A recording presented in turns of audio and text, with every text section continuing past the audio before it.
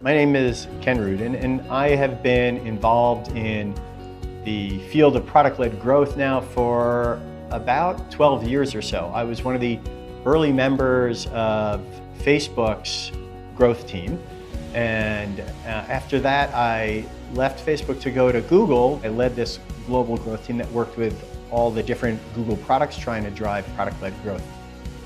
The main thing that I want people to know about product-led growth is that it works for every company.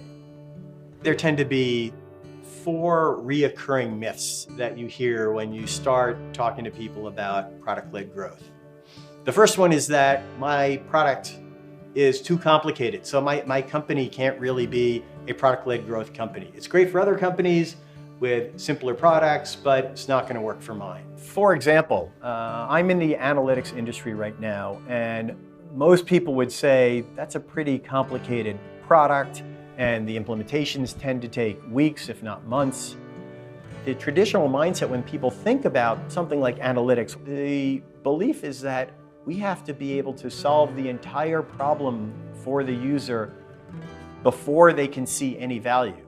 And the shift is we can just show them value quickly by solving just a very small part of the problem. So in my example, at my company, historically we would take the hundreds of tables that companies have in their operational systems and in their other databases and have to bring all of that in and then build a model. That takes a long time, but we don't need to do that to show you some of the value of how you can do a Google-like search to get your answers back. For that, we really realized that just bringing in 3 or 4 tables out of all of your tables is enough for us to give you an experience, give you a taste of what the value of our product is.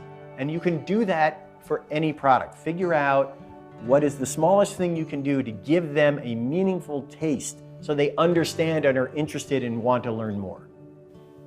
The second myth that you often hear about product-led growth is that the goal of a product-led growth strategy is to fully automate sales and customer service to the point where you don't need sales and customer service anymore.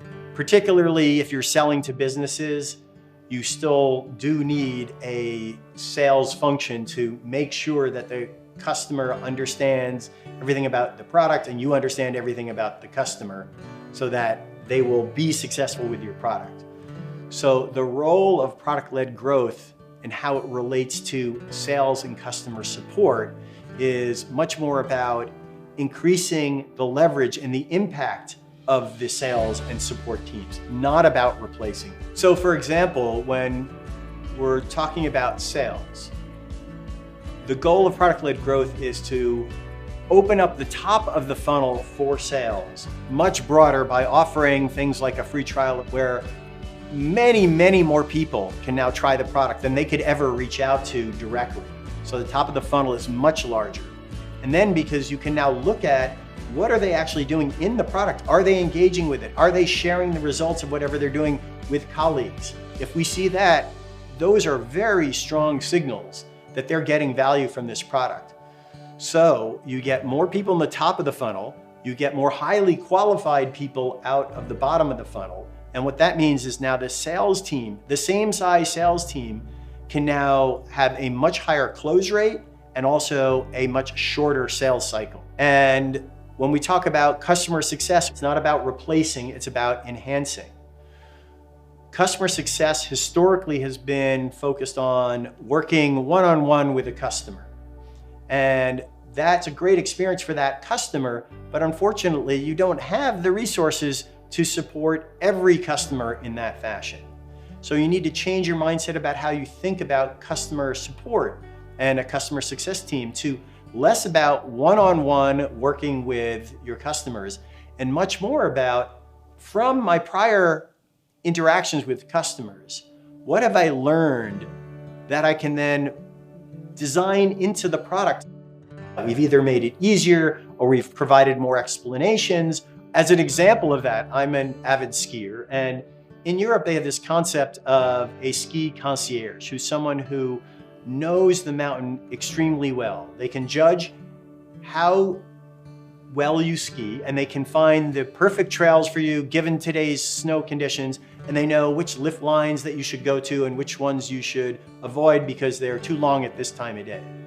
That gives the people who are working with that concierge a great experience that day. But there's a limited number of these ski concierge. So they can only provide this great experience and all this help to a small number of skiers. What could a ski concierge do to take all their knowledge and instead build that into an app that you can download, and then everybody on the mountain that day will have information about the snow conditions and which runs are best for whatever type of skiing you'd like to do. So it's about leveraging what customer success could only do for a small number of people and now expanding it to your entire customer base. A third myth is that the free trial that we offer has to show everything that our product can do. It doesn't. We're all very proud of the products we build and are very tempted to show the full depth and breadth of the product, but that leaves the customer overwhelmed. What you really want to do is focus on identifying these aha moments, these moments where the customer understands what makes your product better. How is it going to be really valuable to them? The goal is to identify one or maybe two of these aha moments and then laser focus on getting those customers to those aha moments as fast as possible. If you're starting up a new restaurant and you want to get new clients, you could either stand out on the street in front of your restaurant and hand out a menu and show everyone exactly all of the different dishes you have, and they'd read through this thing and you could have a 5-page menu, and because it's so impressive how many dishes you serve. But they're going to come away saying, okay, well, it's kind of overwhelming. I don't really know what makes this restaurant better than others. So alternatively, you could put out a little table and say, here's 2 of our signature dishes. I'd like you to have a bite of both. The latter one is going to be much more effective in getting people to come to your restaurant because they see that this is something different. I've never tasted anything like that. They didn't test your whole menu. They just saw what makes you special, what you're known for. That's what you need your free trial to focus on. And you need to focus on getting people to that point as quickly as possible. The fourth myth that you hear about product-led growth is that it's predominantly around acquisition of new customers. It's not. It is equally about engaging and retaining existing customers. And you need to change your mindset about how you think about acquisition versus engagement. Typically and traditionally, we thought about the goal is we need to acquire as many customers as possible.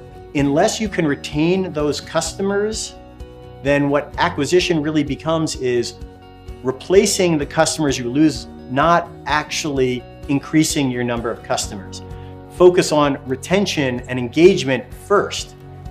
No matter where you are in the spectrum of product-led growth, you can always find ways to make your product self-service. You can always find ways to reduce the time to value. You can always find ways to reduce friction in the overall buying cycle.